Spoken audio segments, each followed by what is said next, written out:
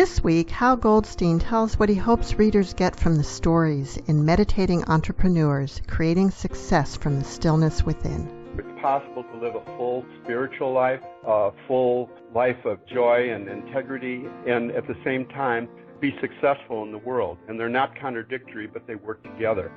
Welcome to Writer's Voices with Monica and Caroline. I'm your host, Monica Hadley, and with me is my co-host and mother, Caroline Kilborn. Good morning, everyone, and welcome. Our guest today is Hal Goldstein, and he is the author, editor, compiler of Meditating Entrepreneurs, Creating Success from the Stillness Within. Now, Hal spent his first 35 years traveling and earning master's degrees in mind, computer science, heart, social work, and spirit as a TM teacher. In 1984, Hal and his wife Rita honeymooned by driving from Palo Alto, California to Fairfield, Iowa, which is where I am right now, to meditate in large groups for personal development and world peace. To earn a living in Fairfield, Hal and Rita started Thaddeus Computing, which supported mobile computing users with magazines, apps, and refurbished devices.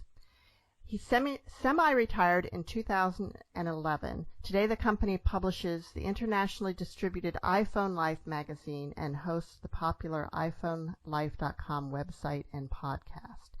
Hal teaches entrepreneurship at Maharishi University of Management, where guest Fairfield entrepreneurs share their stories and wisdom. Hal based Meditating Entrepreneurs and the meditatingentrepreneur.com website on their talks. And that is how I met Hal. Welcome to Writer's Voices, Hal. Well, thank you, Monica. Thank you for having me. So putting together this book was a journey of many years, wasn't it? Yes, it was an on and off event. Sometimes I'd work on it for days and weeks at a time, and then I'd put it aside for a month or two. So it took about 4 or 5 years to put it together, and it was quite a bit of work. I bet. And when you pick up the book and you start reading it, each chapter is written as if the person that's about is writing it, but that's not exactly how it happened. As you would know. As I would know. Why don't you tell us how it did happen?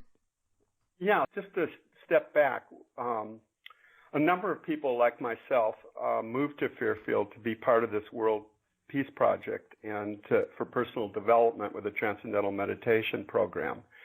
And to survive in Fairfield, many of us ended up starting businesses, even though we knew very little about business. And the stories, as you read in the book, your story and other people's stories are remarkable in terms of how businesses were created from nothing in pre-internet Iowa. And so I decided when I retired that with the university and students studying business, what a great opportunity it would be for the students to listen to people who did it, who actually started businesses themselves with little background. And so I decided to teach a class at Maharishi International University where I would invite entrepreneurs to come in each day and tell their story. And so from that, I videotaped everybody who came in, including you and your wonderful businesses. And then I transcribed them. So the students and the faculty who listened to it were so excited about it, and they thought it should be a book. And so I decided to put it into a book. And I started 3 or 4 times I started writing it. And it ended up that I really thought it needed to be done in first person because each person, each entrepreneur was so different and each had their own way of expressing themselves and their own unique voice that I decided it should be in first person, but I couldn't ask everybody to write their own story. And so I translated their talks to my class into a first person narrative in which I tried to assume the voice of the person who was talking to lesser and greater degrees of success. And it was really fun. It was like when I wrote Monica's story, when I wrote your story, it was being in your world and going through your incredible tribulations of starting the company that took you for so many years and through so many difficulties. And so it was the same. I would get to be in this guy, Fred Gratson, who created what was later deemed the best ice cream in America by People magazine. And I got to be Troy Van Beek, who was a Navy SEAL, who ended up starting a solar energy company, and so on. And so that's how I ended up writing it. And then I also developed a structure that just sort of emerged, where I would tell the journey of each entrepreneur, the sort of wisdom, and then a spirit, what was behind their efforts. And so somehow that got together. So I tried to combine both the differences of the different speakers, but a common voice, a common theme, a common structure, so that it would read well. So that was sort of my thinking behind it. That evolved as I ended up writing it. Now, translating the talks into a cohesive story is a lot harder than it sounds, I think, because it was very challenging. Yeah, because when you're speaking, everybody goes you go off topic, you take little tangents, you take little side roads, and on the written page, you have to stay a little bit more focused on the direction of the story. So I'm just curious how you, did you transcribe the entire talk and then cut it up and rearrange it, or how did you actually do that? Well, so also, in addition to what you said, there's a lot of question and answer with the students. So the process of the talk was not linear, and yet I had to translate it into a linear thread. That's the word I was looking for, linear. Yeah. And so what did evolve was these three things that people tend to talk about: their story, how they were able to create their business from nothing, bits of wisdom, about life and about being an entrepreneur, stuff that they discovered, and then what was the heart? What was for example, the heart that I sort of captured from you is that where many entrepreneurs said, find what you love, you said love what you do. Well, love whatever it is you do. And that was sort of the theme, sort of an underlying theme that you had gotten from your father. And that was what I picked for you. And then for me, for example, I like helping people. And so whether it was my readers for my magazines or my employees or teaching at the university, so my theme was sort of helping people and uplifting others. And so so to answer your question, it was just working and reworking. Fortunately, I like editing and re-editing and re-editing. And I probably edited each person's chapter, I'm not exaggerating, 200-300 times as I would take pieces and eliminate. And it was hard. In fact, if I had to do it over again, I would make it about as half as long as I think it's very strong. I think it's strong as it is, but it's just the challenge is to keep cutting and to really get the essence of because people don't have the attention span that they used to. Wow, that's it's a very good point. Shorter is probably more impactful in some ways. Although I know that there are readers who probably really love getting into getting the full story and the details behind it. And the wisdom and all the what I tell you what I love too was all the wisdom. I mean, people who came here and they were exposed to the knowledge of Maharishi Mahesh Yogi and practiced transcendental meditation, and then they applied that to their businesses. And each person sort of expressed that knowledge in their own life experience in their own unique way. And there's so many just jewels of life wisdom. I mean, it's not just for the book. I don't think it's just for entrepreneurs. It's a wisdom book, in my opinion. It's just a practical life book where where people discover that you can live, as Maharishi used to say, 200% of life, where it's possible to live a full spiritual life, a full life of joy and integrity, and at the same time be successful in the world. And they're not contradictory, but they work together. And that was sort of the underlying theme of what I was trying to convey in the book. So here is the professional recording of Hal Goldstein's introduction to meditating entrepreneurs creating success from the stillness within. I wrote this book to share discoveries from those who created successful businesses starting from nothing in pre-internet rural Iowa. Our journeys demonstrate that inner peace and outer abundance, self-awareness and material success can go hand in hand. I want you to see from reading our stories that anything is possible. I want you to know that self-awareness, self-development, and living your passion are synergistic, not antithetical to creating material success. Simply by reading story after story, I want your mindset to shift from I can't and I don't know how to I can and I'll find a way. It is the book I wish I could have read when I began my company. Whether you are an entrepreneur or plan to be one, are interested in what it takes to be successful, or want a good read about an extraordinary community, this book will teach and inspire you. So, Caroline, what do you remember from those first days of MIU in Fairfield? This is interesting to me, this whole thing, because when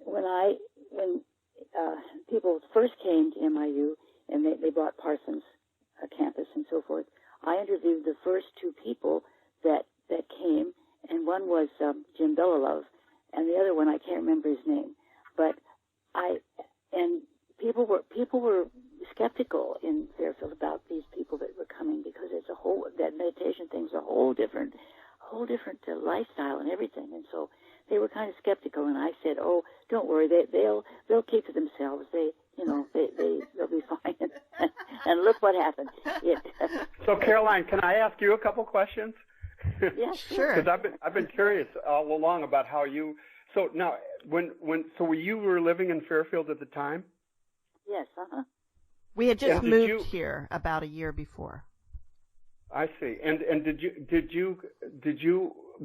who learned TM first, and how did that work among you, the family? It was Dad. It was your dad and I both. Yeah. Actually, we all learned at the same time. He made us all learn. My dad got interested in it because of he was, part of the reason we had come to Fairfield initially was he wanted eventually to live off the land. He was really into sustainable agriculture, and he had bought a piece of property in Davis County and then looked for a job, and we were coming from Pennsylvania. He looked for a job within, a half-hour drive from the property that he had bought. There was no house on that property. It was just farmland, basically. And he found a job at French Renneker Engineers here in Fairfield. So that's how we ended up in Fairfield. What year was that? It was the end of 1972. Yeah. Oh, so that was just right when the Maharishi International University purchased Parsons College. Is that right? Yeah, I think Parsons maybe was actually closing that year. Yeah, it was winding down. That's right. It was winding down. Uh-huh. Right. It was just a bankrupt place. Yeah. I remember going to one basketball game at the field house, I think, that first year. It lost its accreditation. That was what happened. And so they, that's why they... Yeah. And threw in the towel. And, of course, the Maharishi University, International University, moving here was, something right up Dad's alley because they wanted an all-organic kitchen, and he wanted to grow all-organic food. So he sold produce to the kitchen. Wow. So I can understand how you two, I get a sense more of the two of you, how far ahead of your time, your father and the 3 of you were, and 4 of you. I guess you have a brother. Is that right, Monica? I have a sister and 3 brothers. Oh, wow. Yeah. Oh, terrific. So we all learned. 5 beautiful children. Yeah. We did all learn TM. I think I'm the only one who still practices. And maybe I'll get it perfect someday.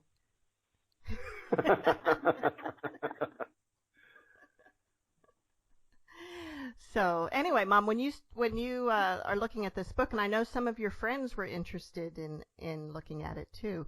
What do you find in the book that's interesting to you, other than my story? Well, I was, I just let's see, the places that I know, the places that I like. Excuse me, like Betsy Howland's Revelations. I mean, that, because I love books, and I just have always loved to go in there because I can spend hours in there just looking at those books. And I have quite a library at home, as you know, and so true.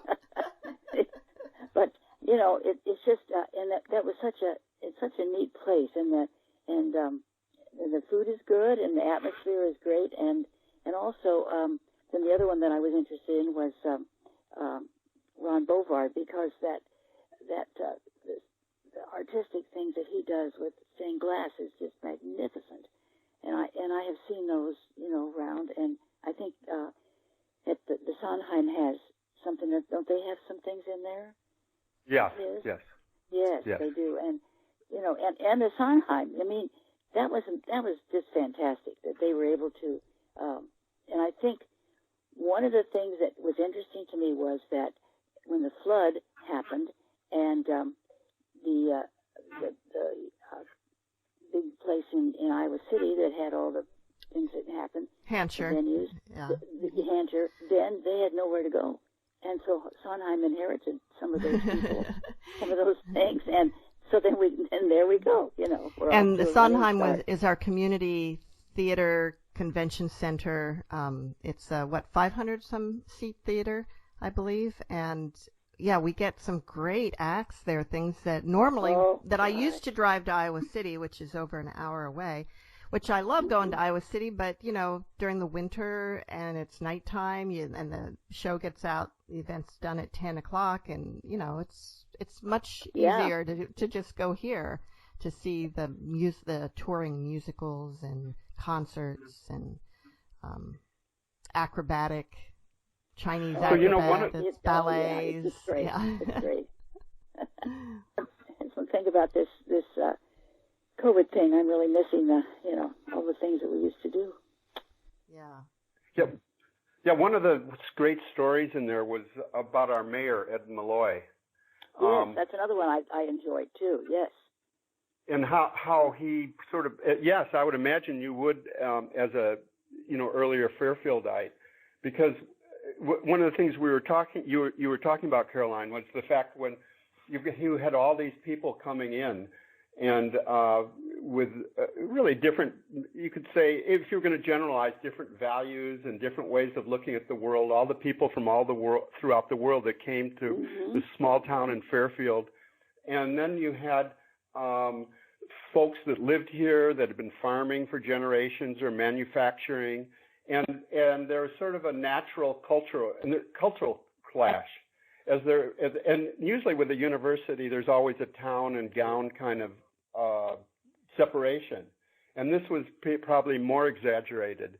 And what Ed Malloy did, and I chronicle in the story, he is an entrepreneur himself, and he decided to run for mayor of Fairfield and bring everybody together. And his brilliant way of thinking was, instead of let's just solve our problems, let's sit together and have a sensitivity group and see where people are disagreeing with each other. And he didn't take that approach. He said, well, we all live in this community. What do we all want? And he had the city hire Northern Iowa consultants. And for 14 months, Ed and a team of meditators and non-meditators created a 10-year plan for Fairfield to transform Fairfield into the community that we all wanted. And had everybody buy in to the plan, because there was a piece for everybody, whether it was the Elks or the church groups or the meditating groups or whatever, or whether it were issues like enough food for everybody or sustainability or things so anyway, so they had a whole list of, I forgot, 90-some objectives. And for 10 years, they worked together to create this plan. And by the halfway through, it's sort of like what it is now, where people just like each other and get along very well with each other and respect each other. And I think to an exceptional degree compared to most university towns. Well, I think another thing that really helped was the entrepreneurs, the businesses that started here in town, many of whom hired non-meditators. Exactly. And, both of my Fairfield-based businesses with employees are majority non-meditator employees. And yeah, mine had about 40% non-meditators. Yeah. Yeah. So people realize that their livelihoods are their ability to have these jobs, which are often good jobs, that you don't find a lot of that type of job in small rural towns generally. And so they, I think, appreciate the fact that they're here, that those businesses are here because of the university being here. Yeah. And I just want to add a couple things that Caroline mentioned, Betsy Holland, for example. So her story was very interesting. She came to Fairfield in the mid-'90s and found that there really wasn't a place for people to gather, for meditators to gather in town. Just a community place. It didn't have to be meditators, but the idea of a place that was comfortable to sit and talk. And so this whole idea, this whole bookstore, used bookstore, a place with a lot of light, a lot of room where people could just sit all day, developed. And she has a very unique kind of way of running things. She at one point was had like, I think it was 17 children, adopted children and so on, when she was temporary and permanent children. And so she ended up running her business like she ran her family. In fact, she said, lead like mom, be firm, consistent, and loving. And so it's a beautiful story. And then Ron Beauvard, who was an artist, and he had a vision of the Renaissance, when the artists used to work together in a community rather than as individuals. And so he created this business where he was bringing heaven to earth with these beautiful pieces of stained glass. And he had teams of artists working together on the projects. And so the story after story are these really very different people and very different kinds of businesses in a time where you wouldn't think it was even possible to create those kind of businesses, because we're in the rural Iowa, disconnected. Again, this was before the internet, many of us. And so it was a very fun project. It's very inspiring for me to sit in that class and listen to yet another entrepreneur who comes, and it's so funny. They all say the same thing, which is sort of what you said too, Monica, which is, I'm really not an entrepreneur or business person, or it was sort of an accident. I know. I think that is what I said. I was an accidental entrepreneur. I never set out to do that. Right. And everybody says the same thing, and everybody thinks, I don't know what I could teach to a business class. I don't know anything about business. I just ended up running this great business,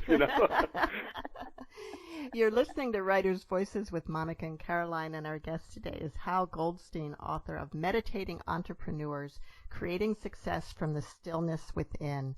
So, Hal, how many different entrepreneurs came to speak to your class over the years? Oh, well, this is the thing. There's only 15 in the book, and I have about 80 on videotape. Whoa! Wow! Oh, wow! And these 15, and no offense to you or me, are not necessarily the best stories. They're it just so happened I picked those because they were either more complete, or I happened to be in the mood that day or something, and I picked these. I was going to ask, how did you choose who made it into the book? Honestly, I mean, you know, Monica, some of the people in town and so on. There are so many wonderful stories, and if I could get sort of rewound again, I'd love to write more chapters to the books, especially knowing more about writing now than I knew before. I haven't decided yet, but if I start doing more podcasts like this and get people to read this book, because I don't want to read a book that nobody reads. Yeah. I think I write a book that nobody reads, but it's just such a, I'm so inspired by the stories in the book, and I think so many people have told me how much it helped them in terms of thinking that they could do it. Because one of the things that when I bring entrepreneurs to my class, I try to get the students to think, we were just like you. We didn't know what we were doing. We were mixed up trying to find our way. We didn't have all the answers. And it looks like when these people come into the class that we know all this stuff, but we learned it along the way. And one of the things I do in the book, like in your story, for example, is I describe the challenges and the difficulties and the fact that it doesn't always go well. In fact, most of the time it doesn't. And it takes what it takes is persistence. It takes grit. It takes,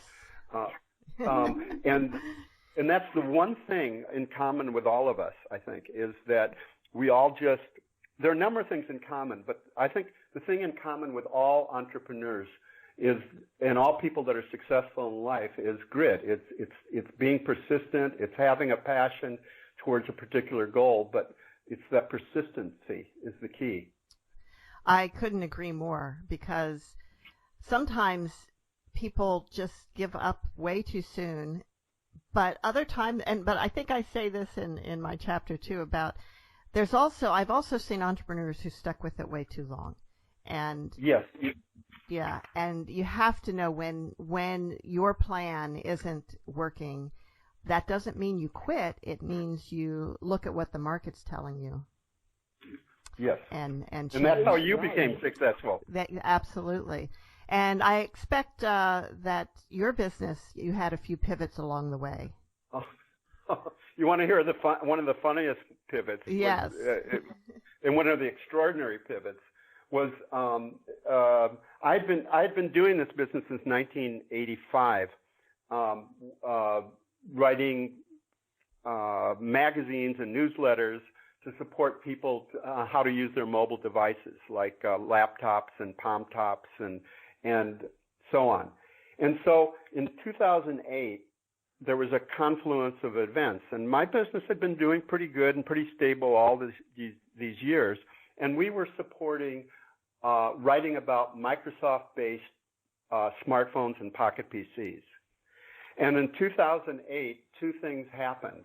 One is the economy crashed, and secondly, everybody started buying iPhones.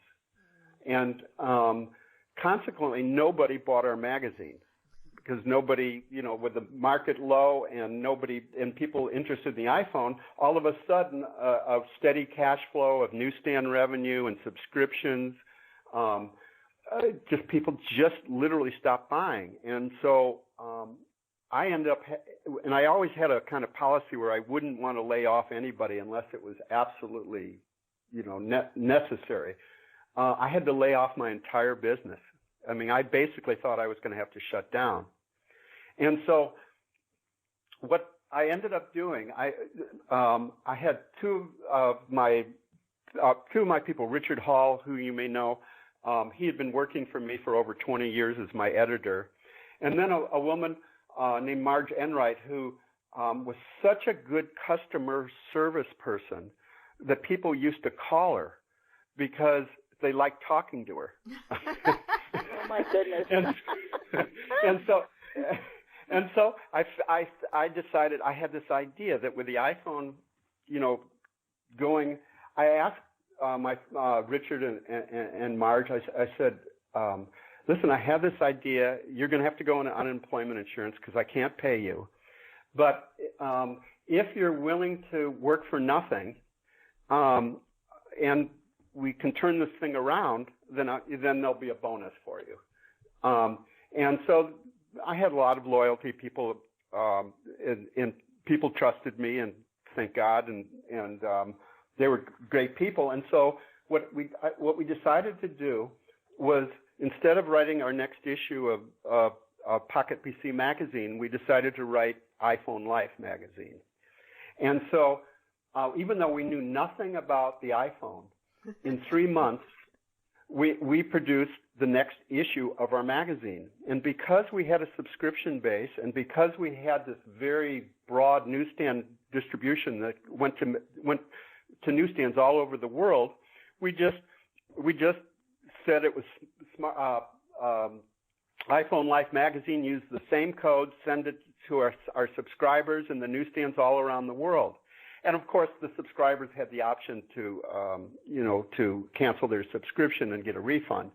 And so what ended up happening was our newsstand sales, we would get maybe 20% if the way it works is when you send magazines to a newsstand, it's really a shame. But what they end up doing is it's all on consignment, and they just tear up all the magazines that they don't use.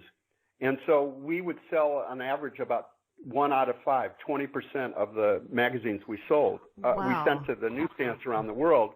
And instead, with iPhone Life, we got a 43% sell-through rate, which was just extraordinary with this first issue. And so with that, we had a business, and I ended up hiring people back, and we had a new business. Wow. Well, that's a pretty dramatic one. But even earlier, I mean, you started out, weren't you mostly supporting HP products, like the Palm Top and maybe BlackBerry? Did you ever get into the No, we didn't do BlackBerry. Didn't do BlackBerry, but the Palm Top kind of disappeared at one point, didn't it?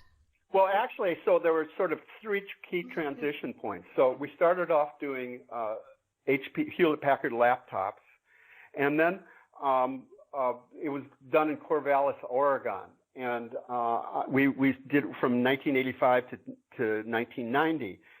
And off the record, I got a call from an engineer who really liked us. We were very popular, and then Corvallis. And they said, I'm not supposed to tell you this, but we're going to discontinue the laptop, and we're going to start producing Palm Tops. And I'm really sorry to tell you that, because they knew our whole business was based on supporting their laptop. But for me, I got it immediately. Instead of people buying a $3,000 laptop, they would be buying $700 Palm Tops, and we would have many more customers. And so there was some cooperation with Hewlett-Packard, and so we just switched on a dime and started doing the Palm Top paper instead of the portable paper. And then later there was another switch where Hewlett-Packard had decided to throw in they started to throw in their lot with Microsoft and produce handhelds based on the Microsoft operating system. And so I had about a 15-year experience of working with Hewlett-Packard, plus as a former engineer, and all of a sudden I had to work with Microsoft, which was extremely challenging. And it took a long time for me to develop a relationship with them and for the magazine to take off. But so, yes, we kept having to switch with the marketplace. And also it was publishing. Yeah. Publishing changed to publish a magazine used to require these big boards that you would take photos of with type on it to just sending a PDF to the publisher. So there are lots of changes, and so we had to adapt. And now my partners in iPhone Life have transformed themselves from a physical magazine company to one that makes its money off digital subscriptions. So a business is constantly pivoting and flexible, and that's one of the things that characterized all these entrepreneurs is how flexible they were. Yeah, you can't stay married to to the horse and cart when the automobile's coming along. Right. Right. I think it's been that way for centuries, but it does seem like the pace of change has quickened in our lifetimes. Oh, yeah. Oh, dramatically. Yeah. Dramatic, and it's going to continue to accelerate. Yeah. it's hard to imagine. It's, we sit here and we think, what can possibly change from now? We have everything. That's why I was just no. I'll tell you. Go now?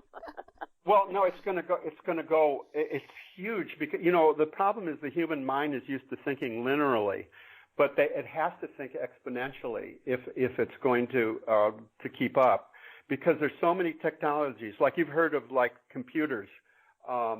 About every year it doubles. Every 18 months it doubles in capability. Well, the same thing is going on in a number of different technologies. Like I know you're familiar with 3D printing. That's an example. Right. Artificial intelligence, sensors. And in my opinion, human consciousness is on an accelerating path too. So, you started the podcast with sort of a gloomy weather, gloomy world kind of thing. But I'm actually very optimistic. I feel like even the changes in human consciousness. The thing about an exponential curve is you don't notice it at the beginning. It's like the classic story of this king who gave the inventor of chess the opportunity to get whatever he wanted, and he said, "Well, just put a penny on the first square and two pennies on the next square, and 4 pennies on the next one, and 8 on the next one."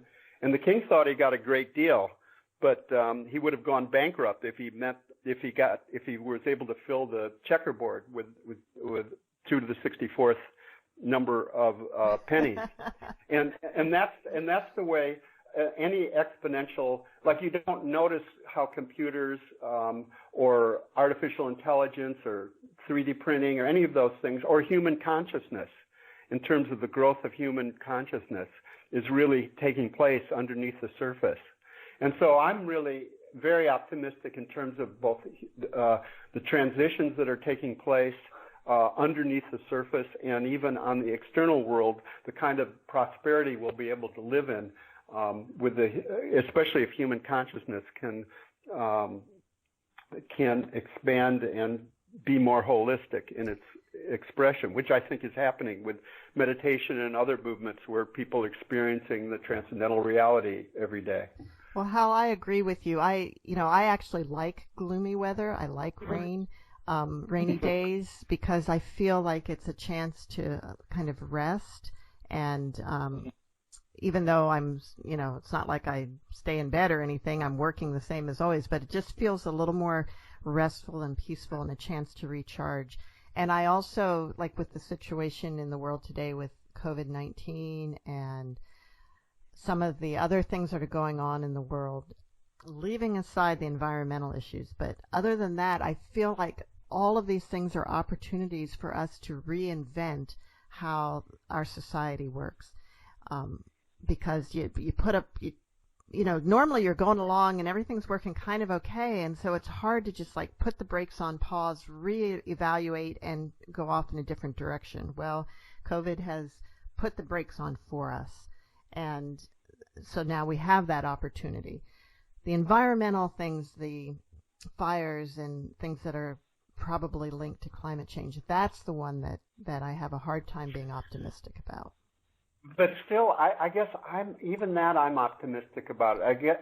And for the same reason you are about what's happening with COVID, which is that the two things are going on. One, it's just in our face that there's something that's very dramatic that's going wrong, and there's so many different opportunities in terms of making these transformations in the environment.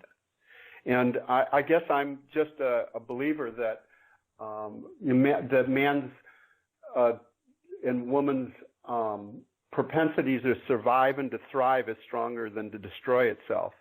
And so I believe that there are a number of people that are working on solutions. And I'll tell you, one of the things that's really changes humanity, if you think about it, that's just extraordinary that's going on. With the internet and access, all the world's people, 7-8 billion people, are able to be connected or will be connected in the next few years. Just think, all of that intelligence, being able to collaborate and communicate with each other. And if somebody has an idea, wherever they are, they can raise the money because they're through collaboration and these money programs where you can raise money. You know, these different, I forgot the name of them, but there's different ways you can raise money. GoFundMe. And then GoFundMe, for example. Kickstarter. And then there's Kickstarter. And then you can go and find people. If you have an idea, you can find the engineer or the scientist that has the solution. And so that means instead of these huge governmental institutions to be able to solve problems or the huge corporations to solve problems, any individual anywhere in the world can make a huge change, can really solve a problem.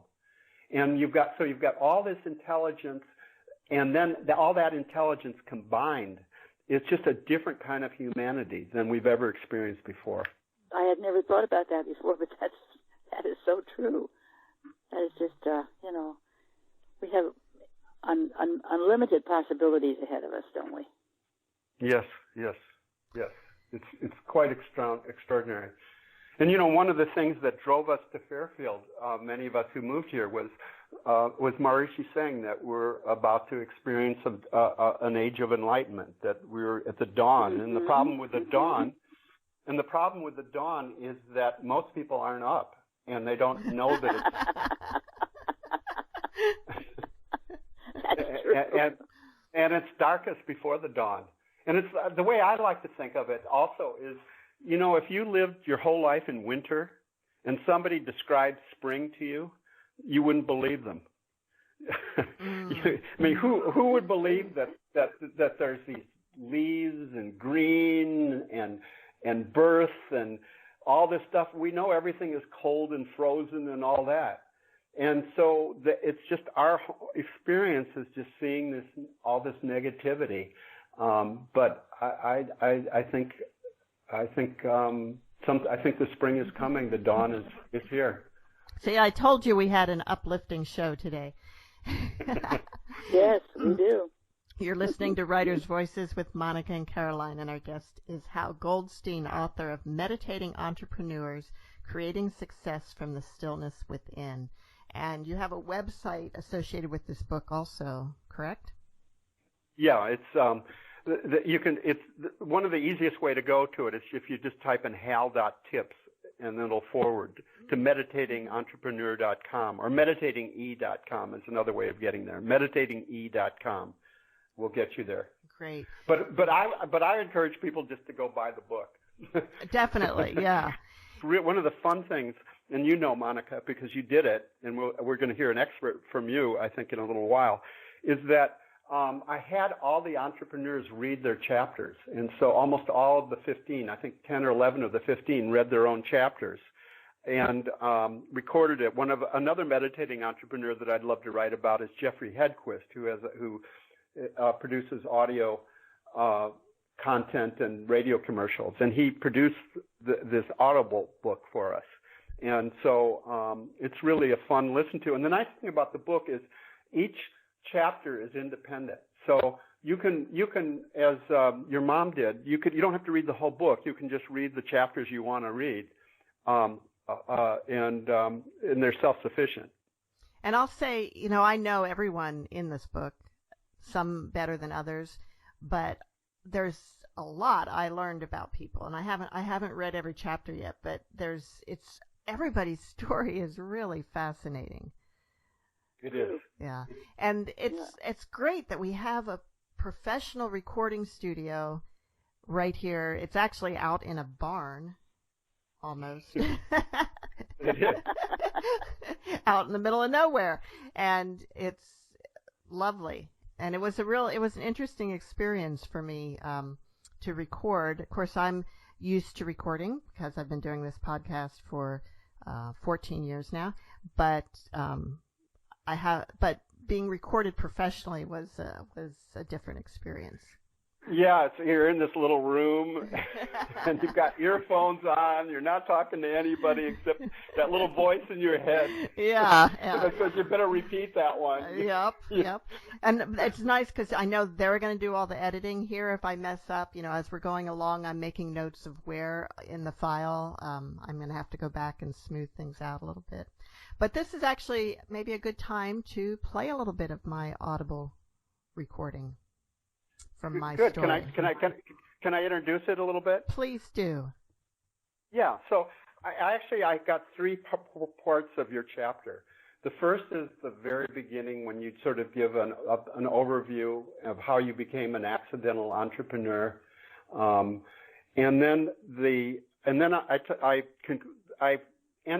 I added another excerpt from you where you sort of talk about being a woman and being an entrepreneur, and then the whole end of your chapter, including the spirit.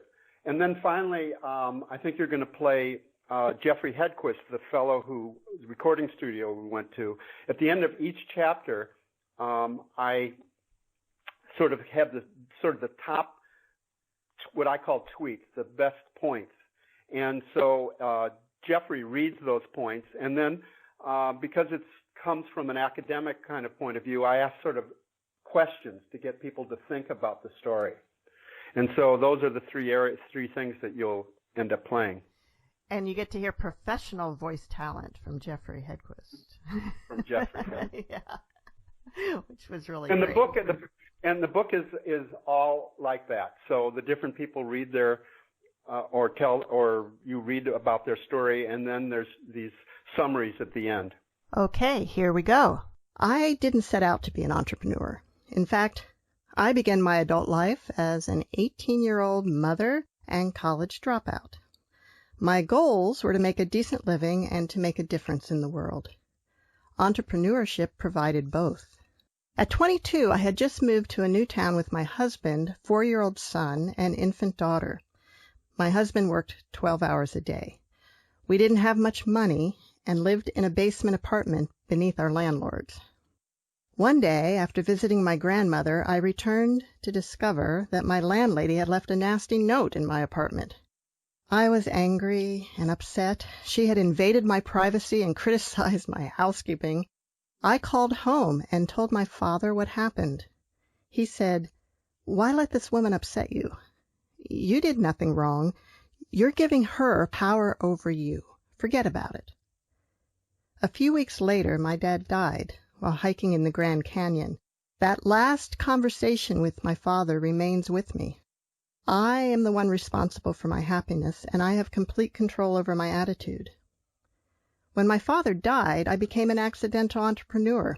He left his business, Sunsprout Systems, to my younger brother, Brian. Sunsprout manufactured and supplied equipment, seed, and packaging for independent alfalfa and bean sprout growers. Previously, I'd been doing the accounting for the company, and my brother had grown sprouts. Together, we took over operations and got a sink-or-swim education in every aspect of business, from sourcing to sales. Sunsprouts was the beginning of my business career. Since then, I have founded or been involved in building 5 successful businesses and 2 nonprofit programs.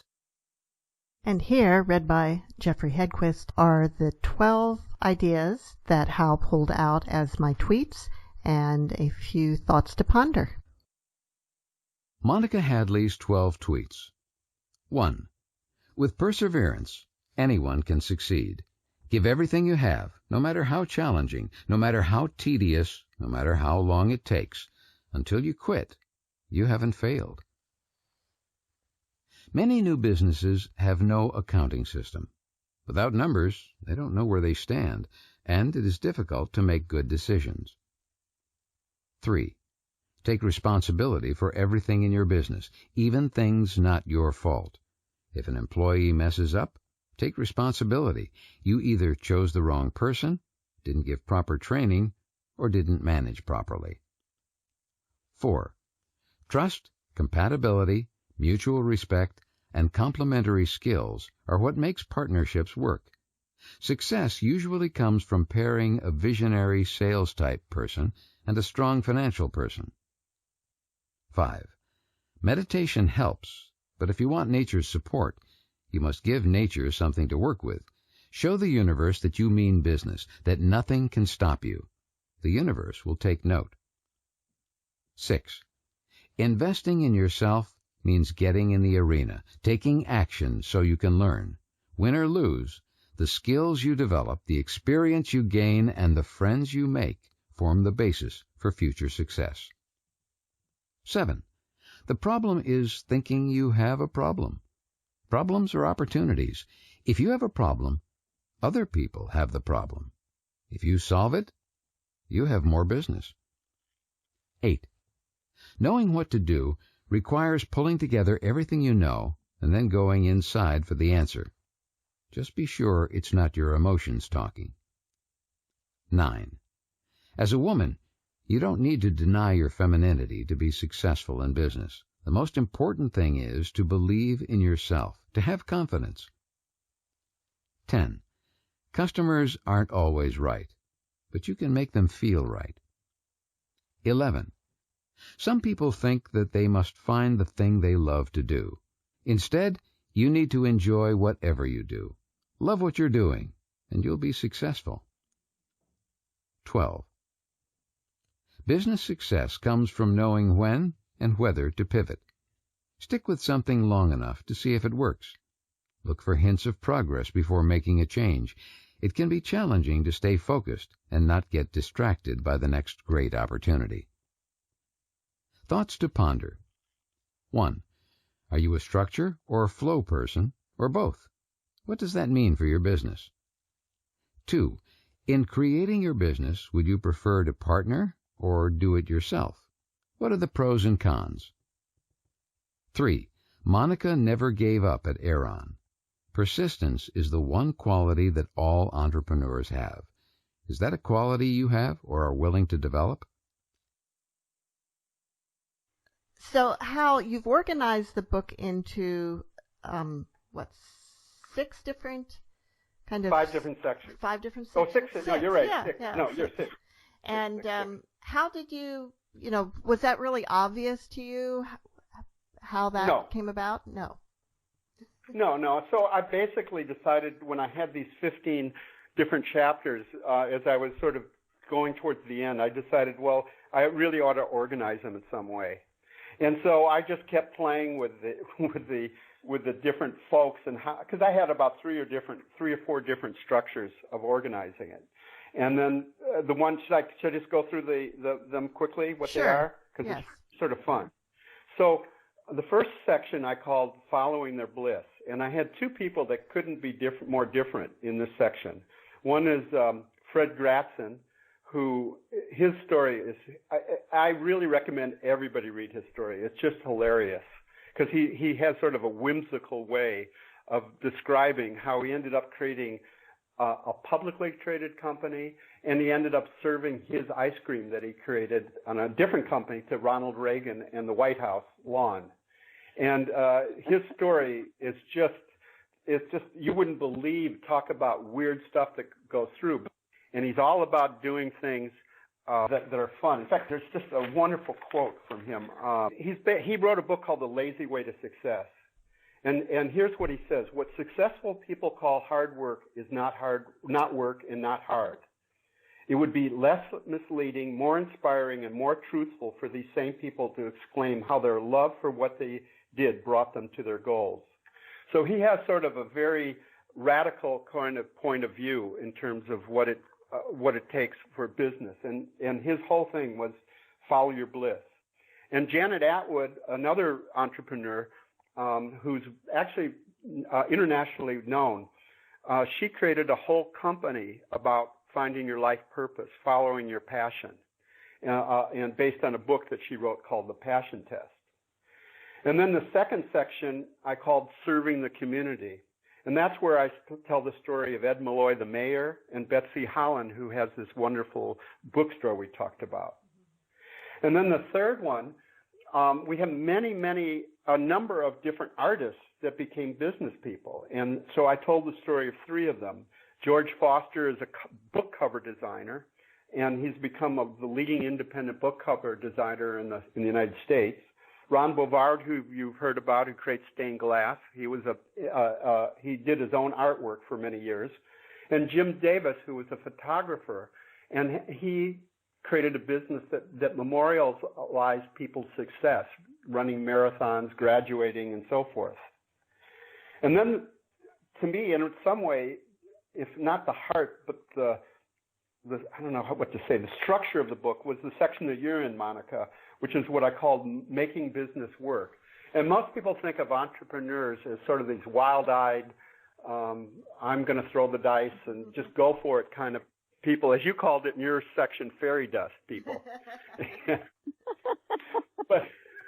but really, if you want to have a business, you have to have structure. You have to have accounting systems and operations and all sorts of sort of back-end stuff, which, by the way, if you're going to generalize, the native Iowans were really wonderful to balance many of us dreamers out. There's 3 people that I wrote about who made their success by finding people who they could partner with and then clean up their act and put in the structure. And that was Stephen Nguyen, you, Monica Hadley, and then Peter Huggins. And Peter's theme was to follow your heart. Peter's theme was that it's the people are the main thing that's important in a business, and that somehow people get forgotten in the numbers and in the making a profit. But you have to nourish the people and nourish the heart. And then the next section was selling knowledge, and that was me, selling my magazine and information, and even Norlick Smith, who has a website that teaches yoga teachers how to teach, and so she's selling information. And then finally, the most inspiring section of the book, I think, is entrepreneurs who are all about saving the planet. And Francis Tickey is an organic farmer like your father, and he was a soil scientist, a PhD, and he even ran for Secretary of Agriculture. And he has a whole different way of farming, which was much more based on the intelligence of nature rather than a mechanistic approach that most farmers use today. And then Troy and Amy Van Beek Troy was this Navy SEAL, and he saw all sorts of horrible destruction as people fought for scarce resources, fought for oil in the Middle East. And he saw all this destruction because of it. And he believes that cheap energy and other of these technologies, sort of like what I was talking about, will change the world and eliminate war. And so his business of creating solar energy for Iowa is really about eliminating war. And Amy, who grew up in Fairfield, is an artist, and she has been able to transform her art into supporting her customers in a beautiful way. And so that's sort of the book. Those are the 15 that I put in, and sort of arbitrarily grouped them, but it worked. And what a great cast of characters. Yes, as you and I who know them, yes, they are really yes. a bunch of characters, to say the least. Indeed. Very different individuals, and yet we're able to create these businesses. And great stories, and my hat's off to you for being able to convey their stories in this way, and make every chapter interesting. One of the things that you asked at the beginning that I'll even ask you back is that one of the challenges was taking the voice of the entrepreneur, and I would of course run it by the entrepreneur, and so I took something from your voice, and then maybe even gender. I'm thinking if there is that way of thinking, a male way versus a female way. How much did you feel like I captured your voice, and how much do you feel like that one really, I really wouldn't have said it that way? Well, I'd say 90%. Oh, that's good. Yeah. There were a few parts where I'm like, I wouldn't have, where I wouldn't have said that quite that way. Although maybe I did, I don't know, but I wouldn't have written it quite that way. And but mostly I think you got it. Yeah. Good. So, did you have a favorite chapter, Mom, other than mine? Well, I'll tell you, when I would read, starting beginning to read, and And I would say, oh, great, this is fantastic. And then the next one, oh, my gosh, that's even better. And just keeps getting it would be hard to pick a favorite. It really would. I mean, except, of course, yours. And do you have a closing quote for us? Oh, I do. This one is great. Some books are to be tasted, others to be swallowed, and some few to be chewed and digested. And this is one of those. Aw. Oh, thank you. Thank That's you. very kind. Thanks for being with us today, Hal. Okay, well, thanks for doing this, Mike. And see you all next week on Writers' Voices. Bye-bye.